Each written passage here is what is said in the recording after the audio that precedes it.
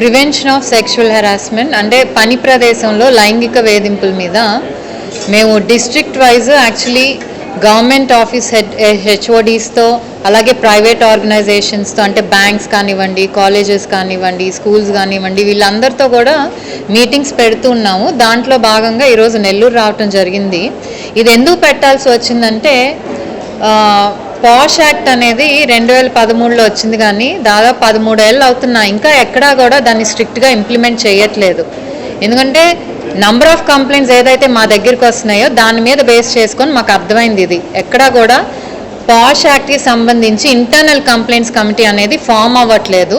Form చేస్తున్నా కూడా ఏదో కలెక్టర్ అడుగుతారనో లేకపోతే women and child department staff అడుగుతారనో పేపర్లో అయితే ఫామ్ చేస్తున్నారు, కానీ అది ఎవరికైతే రీచ్ అవ్వాలంటే పనిచేసే చోట అయితే అక్కడ ఎంప్లాయీస్కి కానివ్వండి, లేకపోతే చదువుకునే చోట స్టూడెంట్స్కి కానివ్వండి, అక్కడ పనిచేసే వాళ్ళకి కూడా ఎవరికి కూడా ఒక ఐసీసీ ఉందని తెలియకే అక్కడ జరుగుతున్న ఇష్యూస్ కొన్ని కూడా బయటికి రావట్లేదు.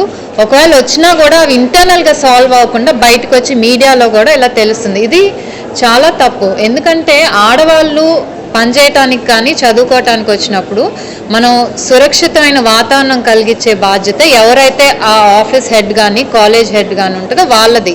దాంట్లో భాగంగా వీళ్ళు పాష్ యాక్ట్ అనేది అక్కడ ఇంప్లిమెంట్ చేయాలి. దానికి సంబంధించి ఐసీసీస్ ఫామ్ చేయాలి. అక్కడ పనిచేసే ప్రతి ఒక్కరికి కూడా అంటే టాప్ లీడర్షిప్ నుంచి కింద లెవెల్లో పనిచేసే వర్కర్ వరకు కూడా తెలియాల్సిన అవసరం ఉంది. ఇది జరగట్లేదు.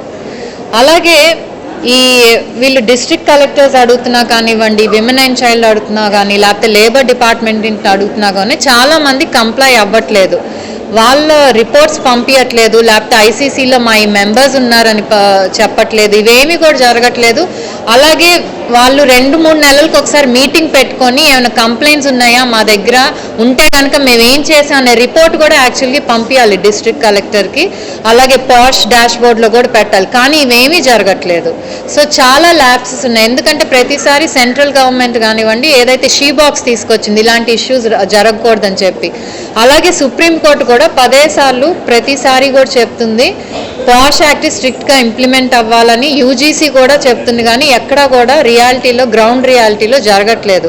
సో దీన్ని మేము ఒక ఎజెండాగా తీసుకొని especially at least make sure in Andhra Pradesh at least 95 to 100% complaints rate ఉండేటట్టుగా కూడా మేము ఈ sessions in coordination with WCD కానివ్వండి డిస్ట్రిక్ట్ అడ్మినిస్ట్రేషన్తో కలిపి చేస్తున్నాము.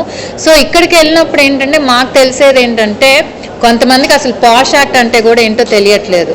సో హెరాస్మెంట్కి గురవుతున్నా ఎవరికి చెప్పాలో తెలియదు, లేకపోతే ఈ వర్క్ ప్లేస్ మానేసి ఇంకో వర్క్ ప్లేస్కి వెళ్ళటం, ఎందుకంటే ఇక్కడ హెరాస్ చేస్తున్నారు కాబట్టి ఇంకో చోటుకి వెళ్ళటం. అక్కడ అయితే వీళ్ళ ప్లేసులు మారుతున్నారు, లేకపోతే ఉద్యోగాలు కానీ చదువుకోవటం అన్నా మానేస్తున్నారు, కానీ వాళ్ళకి ఒక సొల్యూషన్ కూడా దొరకట్లేదు. సో దీన్ని బేస్ చేసుకొని కూడా మేము ఈ మీటింగ్స్ అనేది పెట్టడం జరుగుతుంది. అలాగే చాలామంది ఐసీసీ మెంబర్స్ కూడా ట్రైనింగ్ లేదు. అంటే ఒక కంప్లైంట్ వస్తే ఎలా డీల్ చేయాలి, దాన్ని ఎలా హ్యాండిల్ చేయాలి, ఏం యాక్షన్ తీసుకోవాలనేది కూడా ట్రైనింగ్ లేదు. కాబట్టి దాని మీద కూడా మేము ఫోకస్ చేస్తూ ఈ విమెన్ కమిషన్ తరపు నుంచి అలాగే డబ్ల్యూసీడీ కోఆర్డినేషన్ డిస్ట్రిక్ట్ అడ్మినిస్ట్రేషన్ కోఆర్డినేషన్తో ప్రతి జిల్లాలో కూడా ఈ కార్యక్రమం చేపడుతున్నాం.